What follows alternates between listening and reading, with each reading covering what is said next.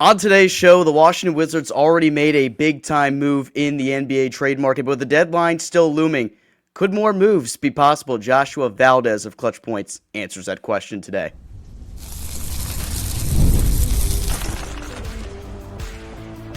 You are Locked On Wizards, your daily Washington Wizards podcast, part of the Locked On Podcast Network. Your team every day. DC family, you are locked on to the Washington Wizards, where you're part of our family. We thank you for making Locked On Wizards your first listen every single day. We're part of the Locked On Podcast Network, where it's your team every day. Today's episode is brought to you by Game Time. Download the Game Time app, create an account, and use code LOCKEDONNBA for $20 off your first purchase. Alongside the DC sports content creating savant Abdullah Ayubi, I'm Ben Strober, and I cover the Washington Wizards for Roundtable IO, and we are pleased to be joined by another member of the Wizards beat, Joshua Valdez of Clutch Points. Josh, how's it going, my friend? What's going on, guys? Very excited to be on. I was actually on the show last season with AB, but very happy to join again because you guys do great work. So just really, and it's an exciting time for the beat, as you guys know. So yeah, it's dope. Yeah, I mean, this has been a very exciting time to cover the team the last couple weeks or so. AB, what's up with you, man? Let's get you in here real quick. Doing good, Josh. First, I want to say, bro, I love the goatee. I'm trying to get it like you, man. Appreciate it, man. Appreciate it. So the reason we bring Josh on today is because we want to discuss a mock trade that he went through in his recent article for Clutch Points. I'm going to link that in description so everybody can read it. So on today's show, we talk about that exact mock trade, how the Washington Wizards could potentially add some more draft capital at the upcoming deadline here. I want to talk about the idea of Washington adding another big this summer in free agency. And then we'll go through some other things here in the third and final segment. So, Josh, in your article, you mentioned that one of the top partners for Washington potentially at this deadline here could be the Toronto Raptors, the way the Wizards could execute a trade that lands the Wizards some more draft capital, including a first-round pick via the Raptors and a 2028 first-round pick. Why are the Raptors a good fit for this trade? Yeah, well, so, this was just like my, I was just kind of creating an idea, but basically there's been reports, including from us over at CP, that the Raptors might want to move off of Emmanuel Quickley's contract because it's honestly one of the worst in the whole league. He's getting paid like $32.5 million a year all the way up through 2029, and he's a good player, but he's not worth that kind of money. So basically they are willing to trade him and a first round pick for somebody who could help them win now. They have talked about Morant from, obviously in the past they talked about Morant just trying to get him. That doesn't mean that they're going to get him necessarily, but I felt like that kind of framework made sense. The Wiz obviously could help make a trade like that happen to get if they get draft picks in return, which has kind of been their whole goal of this administration so far, besides the Trae Young trade. So I think now that the Trae Young trade is done for the Wiz, that was kind of their big move. Now they can just help other teams make trades and get picks in return for this summer. I have a two-part question, Josh. I'll start off with the Trae Young trade. Do you think that trade and the lack of compensation, at least through the perspective of Hawks fans, alters the way people view John Morant's trade value? And the second one would be, if Emmanuel Quickley did come to DC, where do you think he would fit with this young roster? Yeah, so I think it definitely is related because it just kind of shows you that like small guards that aren't great defenders are not valued highly in today's NBA. I think that's been covered a lot by a lot of people, but it's true. And I think that there's been reports out that Ja's not going to command a ton back for the Grizzlies. They like to get either some picks or maybe like a good young player, but they're not going to get both. And in the trade that I had, they basically got AJ Johnson from the Wizards and then Grady Dick from Toronto. Two young players who, they're talented, but they're not like big time guys yet. They could develop, but he's going to get a modest return. And it's just because with today's league, his kind of archetype isn't like the best anymore. And on top of that, Ja's had like injuries. He's had off the court issues that were very well documented. So that doesn't help either. So yeah, I just think that the Grizzlies are not going to command a ton of return, but they definitely want something. And also for your question on IQ, I think he could be a part of like the guard, just a part of the mix at guard. It's definitely would be tricky because him and Trae are both shorter. They're both 6'2". but he could just be like, another piece to go along with Bub as well. Definitely get some good minutes, some good buckets, but nothing like crazy. He's not gonna be worth the money he's making, but it would be more so to just to get the picks for that trade so that they could use it hopefully to trade up in this year's draft for a guy like Boozer or Darren Peterson, for example. Yeah, one thing I just wonder about this is if you do trade for Quickley, you're committed to this deal through 2029, I believe. So that's a pretty long time that you're committed to Emmanuel Quickley to be a pretty overpaid player for your team. Could this be one of those situations where Washington hangs on to him for a period of time? Maybe they move him out in some kind of other package in the future, depending on what they want to do, because we know this organization is interested in having as much financial flexibility as possible. Is this really like a situation where we could see Washington try to eventually move him again at some point, or is that even going to be possible because of the money he's making? I just feel like this is kind of like the fascinating aspect of it, is how they'll manage the assets going forward, because we know that Dawkins and Winger have been really good at managing Washington's assets and utilizing them for what they need at the time, and then finding ways to get them with different trade partners and move them on for a situation that becomes better. Do you see a situation like that where 2 years from now maybe they're able to actually move on from Quickley, or are they going to have to be committed to this for the long haul? I mean, yeah, it's going to be the kind of thing where he's not easy to move just because of his contract. It will definitely be easier the closer it is to the end of his contract, right? But I definitely think they'd be locked in for a couple of years, and it would just be kind of like the price you would pay for getting those assets. And obviously, right?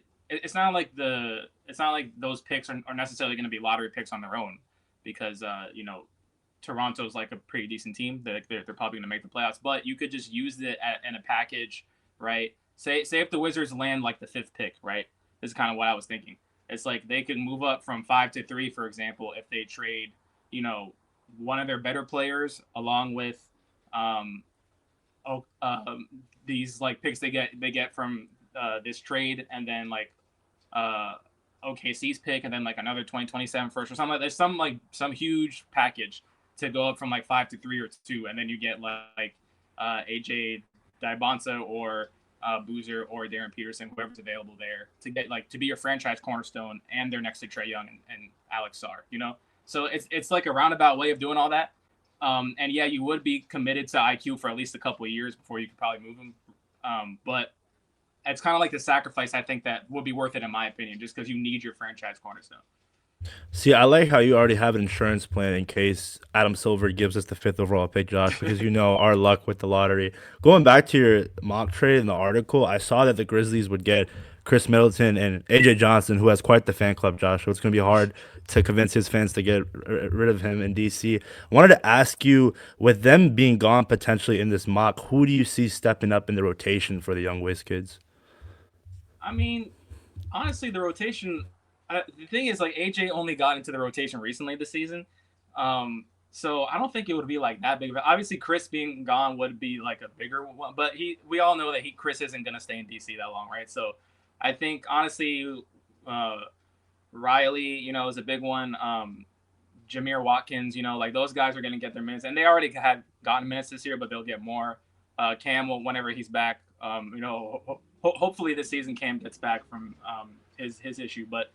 I think there will be a few guys that will step up, but overall, it's just going to be a focus on the young core along with Trae Young, and maybe another vet that they bring in at the deadline. I imagine they'll bring in somebody else. Obviously not as big of a move, but I just think that like AJ Johnson, for example, is a guy that I just don't know if he's ever going to like become a big time piece in DC, unfortunately. So that's why I included him in the trade, just so that they would get like a young guy they could try to develop over there. Down south. I wanted to gauge, because I know your colleague at Clutch Points, Brett Siegel, he's plugged in, and I know he talks a lot with different people around the NBA and gathers information. Do you happen to know, is there interest in AJ Johnson around the league as a potential young asset that Washington can deal off? Or is there anybody else on this Wizards roster that Brett has mentioned to you that other teams are interested in? Yeah, not like a ton. I haven't talked to him a ton about AJ. I know he mentioned Bagley is definitely a guy that can get some like interest as just as like a backup center. especially as an expiring contract, that makes him appealing. Kind of like how he got shipped last season. Now, I could definitely see Bagley being a part of another deadline deal. I mean, AJ, I definitely think that teams like him as a young guy. I just don't know like what they'd be willing to give up, if much at all. But I think obviously the Wizards they already traded CJ and Corey, so it's not like none of their players will ever get any like interest in the league. It's just that I don't think the Wizards have like guys left that are like super like sought after that they would be willing to give up, because obviously they don't want to give up guys like Keyshawn and Sarr at the deadline, right? So I think that AJ is one of those guys that will kind of be like thrown into something like this, but he's not going to be like the main attraction. Justin Champagnie, Josh? I haven't heard about Justin. I mean, he would definitely get interest, but I'd be surprised if the Wizards like traded him at the deadline, unless it was just some like big, really important return, Mm-hmm. I think AB would lose his mind if the Wizards moved on from Justin Champagnie. But hey, I might lose my mind too. I really like what he's brought to the table for this team. Alrighty, when we come back, I want to talk a little bit about Washington and what it might potentially do in the offseason at the big man position. Do they pair someone alongside Alex Sarr if they do not land a boozer in this draft? Let's talk about that next. During basketball season, there's nothing like being in the building. The energy, the crowd, that's first big run that gets everyone on their feet. Fans want to be there for those moments, not stuck refreshing screens or guessing what tickets are really going to cost. That's where Game Time comes in. The Game Time app gives fans the advantage back, making it incredibly easy to score amazing tickets fast, simple, and without the guesswork. Browsing the Game Time app is straightforward and intuitive. Finding tickets takes just a few taps. Browsing the app, you can see the view from your seat, and makes it buying and choosing tickets easy and confident. Prices include fees up front, so the total is clear from the start. Features like zone deals help unlock great seats at even better value. Whether it's an NBA game or another live event, everything is right there in one place. Take the guesswork out of buying tickets with Game Time. Download the Game Time app, create an account, and use code LOCKEDONNBA. That's LOCKEDONNBA for $20 off your first purchase. Download the Game Time app today and get in on the action. Finding a doctor you actually like can feel like discovering a diamond in the rough. You want someone in network nearby with availability, but you also want a doctor who really listens and makes you feel comfortable and explains things clearly, and it helps you walk out feeling confident about your next step. Your diamond in the rough doctor exists, and finding them is easy with Zocdoc.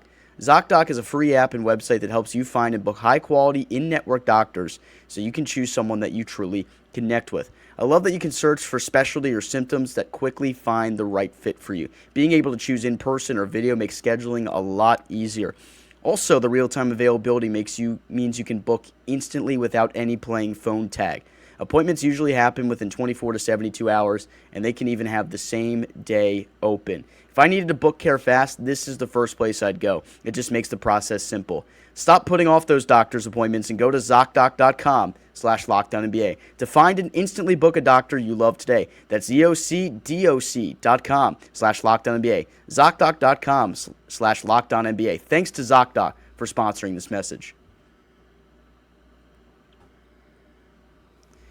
Alrighty, let's talk a little bit about pending NBA free agency. Now, it'd be interesting because if the Wizards did go through and make another trade where they take out a bad contract, which we know is a very realistic possibility with how the front office has set up things to work at this deadline, what type of money are they left to spend here in free agency? And could it be possible Washington goes after a big to pair alongside Alex Sarr in free agency? Now, one name I've thrown around a whole bunch the past couple weeks, just seeing that he's a 28-year-old right now. He's slated to be a free agent this summer. Josh, I want to get your thoughts on Mitchell Robinson, and do you feel like his fit in D.C. alongside Sarr could actually make sense? It definitely makes sense because, I mean, I don't know how you're going to score inside with those two there, Mitch and Sarr. That would be amazing defense right there. I mean, Mitch isn't great on offense, but honestly, with Trae, Sarr, both Traes actually in DC now. I think that you have enough guys who can like score on the other end. I think Mitch would definitely make sense for the Wizards as a guy just to put alongside Sarr, or if you want to not have them on the floor at the same time either. that works. Like you'd have like options there. But yeah, I think he'd fit in well, especially on a deal that's not like a massive contract. Where are you, Josh, in the stance of Alex Sarr is better at the center position compared to the forward position? Because I've seen so many Wizards fans say that he can be way better off as a forward, but we see his ability to protect the rim and attack the rim as a big man. So where, especially if you can land a guy like Boozer in the draft, just your overall thoughts on that. Yeah, I mean, I think honestly, Alex is good enough to play either one. I think he's probably more natural at four.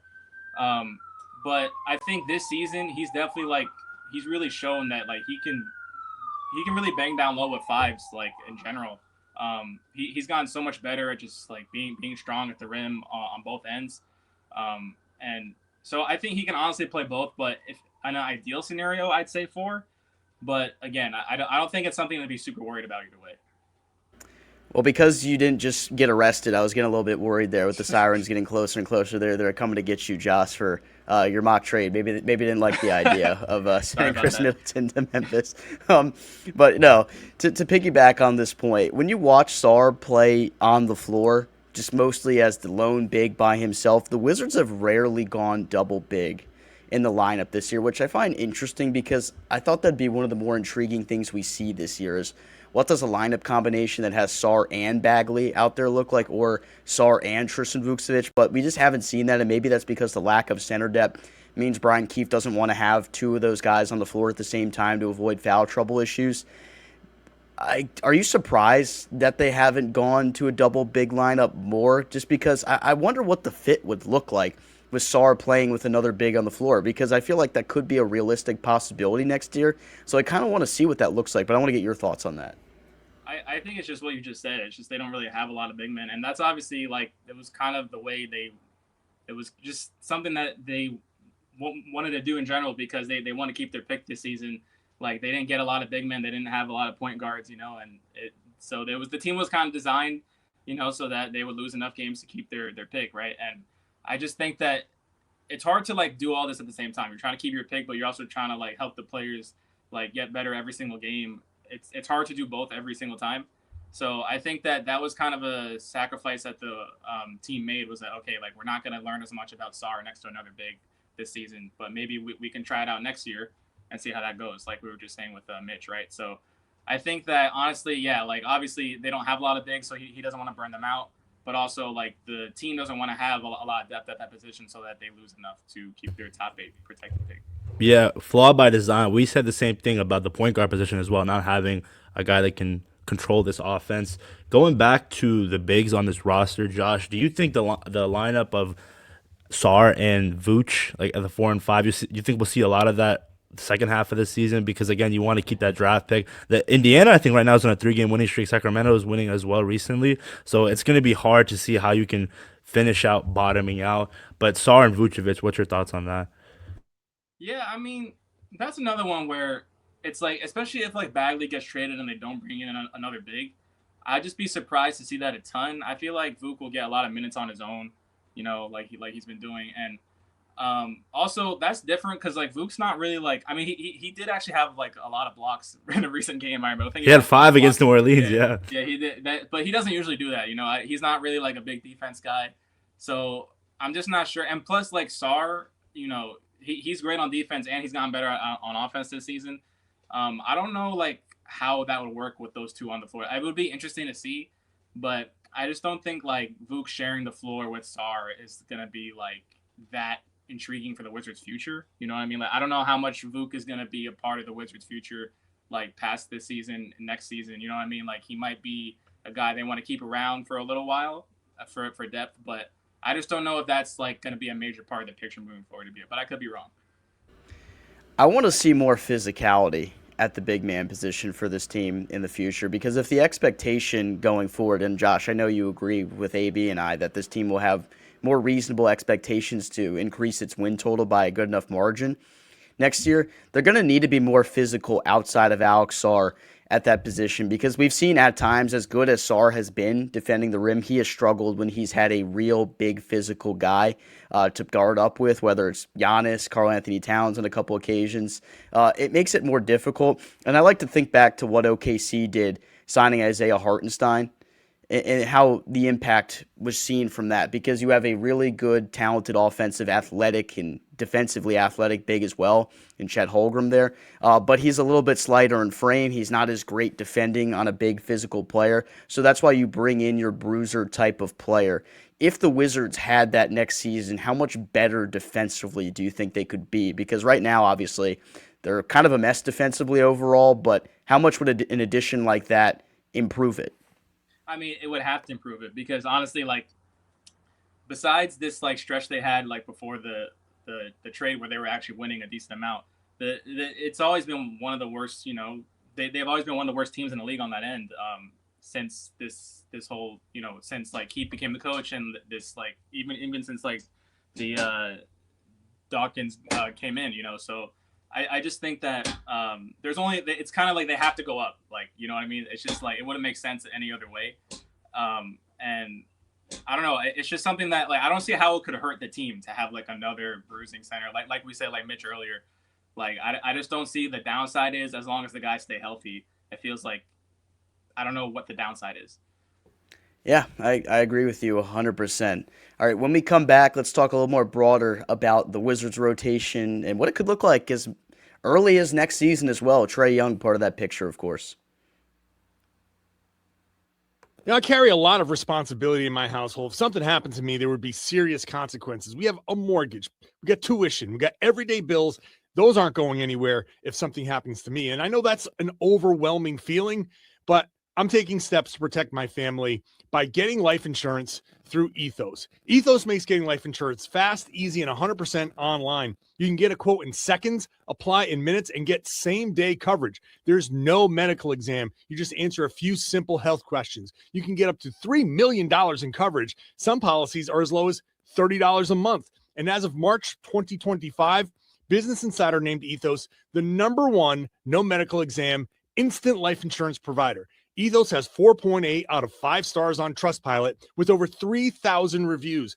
Protect your family with life insurance from Ethos now by going to ethos.com/LocdownNBA. In as little as 10 minutes, you can get your free quote and up to $3 million in coverage at ethos.com/LocdownNBA. That's ethos.com/LocdownNBA. Ethos.com/LocdownNBA. Application times and rates may vary.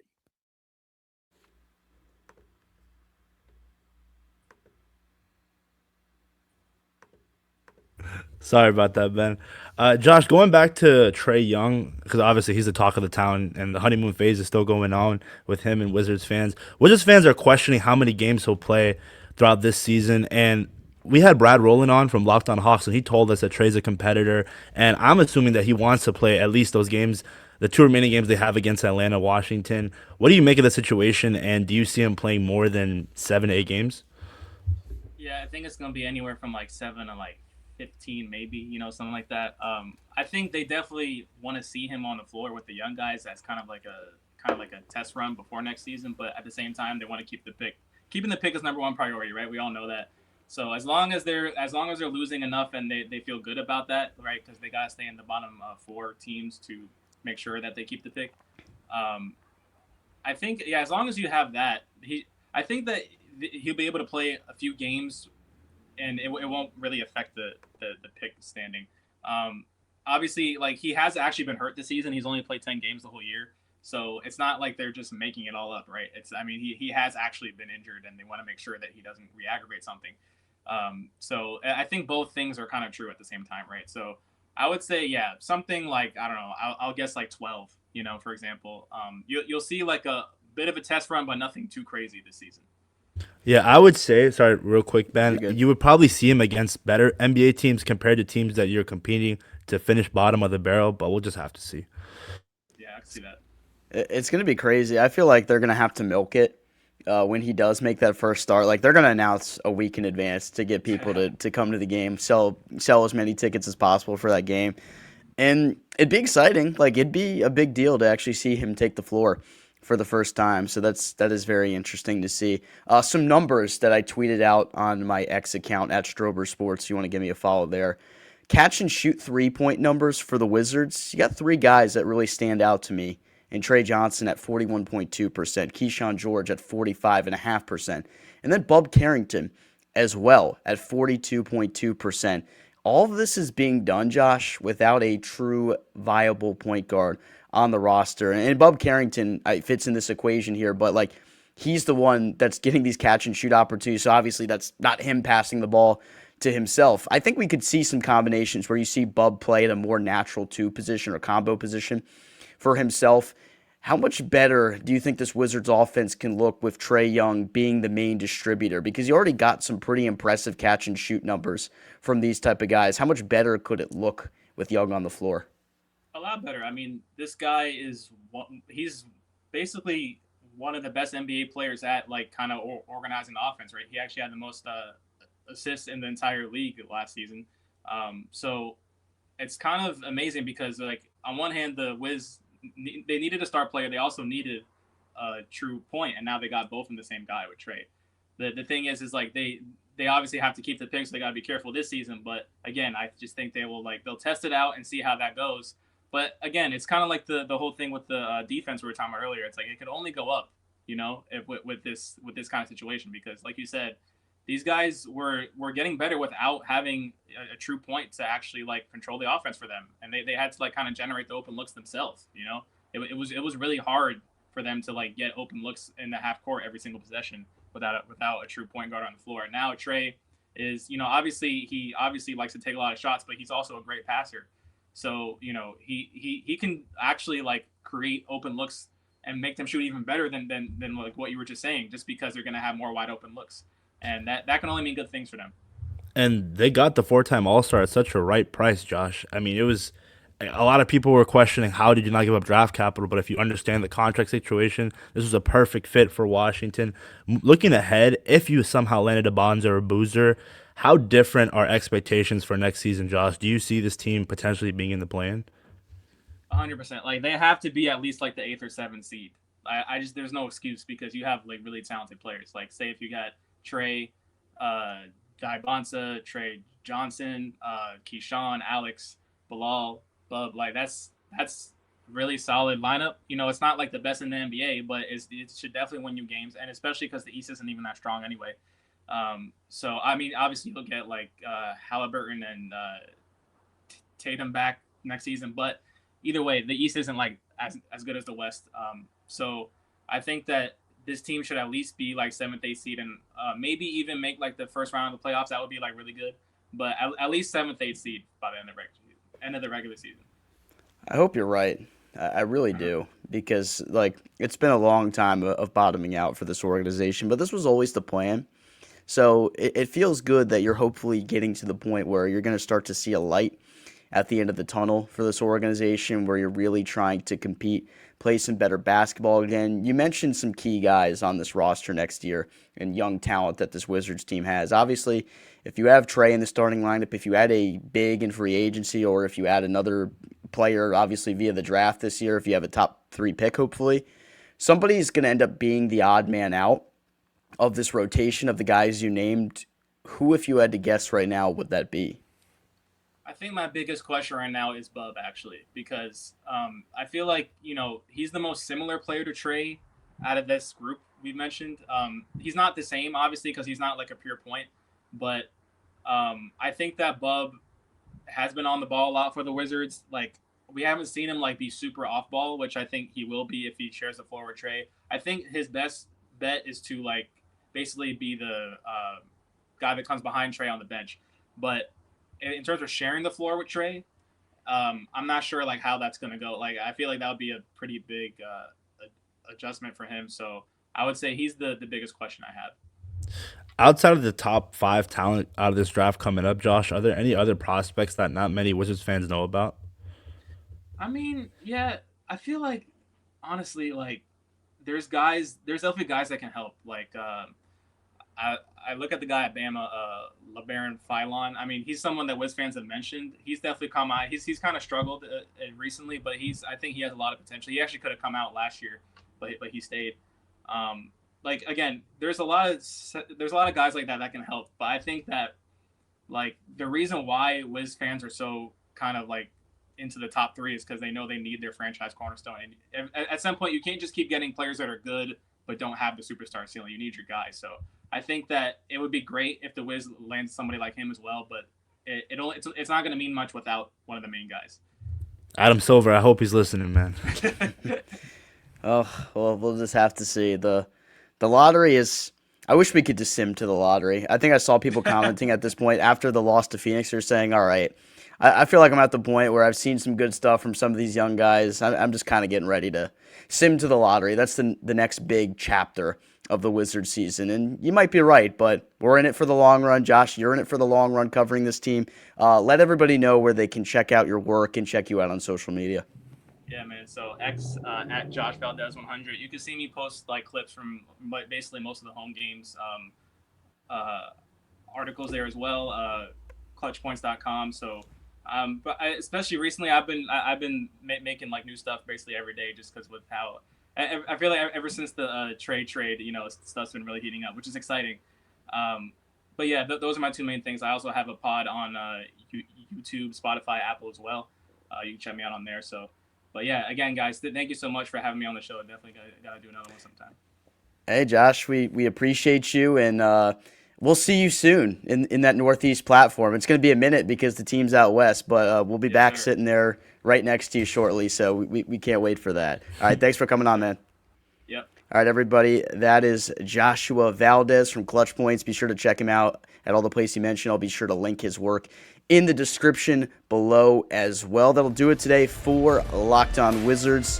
Tomorrow's episode, a very special edition. Joe House from the Ringer Podcast Network. He'll join the show tomorrow. They'll probably be out at around 3 p.m. or so. Be on the lookout for that. For my co-host, Abdullah Ayubi, our guest, Josh Valdez, I'm Ben Strober. Talk to you later.